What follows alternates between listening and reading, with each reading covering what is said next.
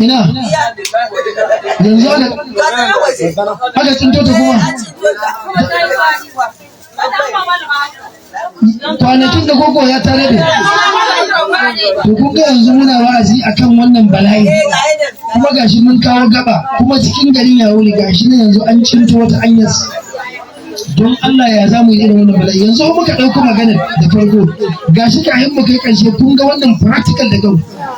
don haka don Allah iyaye mata na garin Yawuri muna kira ba ma da na garin Yawuri ba kadai da duk inda sako ke kai ma don Allah mu rike ƴaƴan mu ƴan mata don Allah mu tarbiyyanci ƴaƴan mu musu tufafi da kanmu wanda suke so mu ba su abinci mai kyau da suke so gwargwado mu yi hakuri mu yi tarbiyyar su kada su fita waje ƴan maza su gansu su dinga jan su suna yaudarar su har a kai ga cikin shege har a haihu yaro yanzu ba muke wannan magana ne fyaɗe da menene da ake da zinace gashi kayan mu ga ƙarshe ga yarinya yanzu yarinya cikin garin Yawuri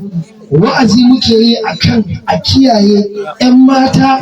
a kiyaye mutuncinsu a kiyaye rayuwarsu amma gashi ne yanzu an kawo tsintuwar yarinya cewa an yadda ita wasu sun ɗauko ta kuma garin Yawuri kuma kaga unguwar matasa ba unguwar mu bane cikin haki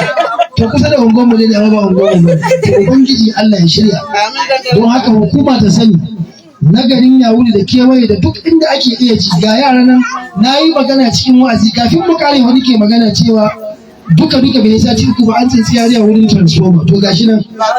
ga wata nan yanzu yau kafin mu kare wa'azin kun gani don Allah ya mata kariya ubangiji subhanahu wataala ya sa hukuma suna gani su dauki mataki akan ire-iren wannan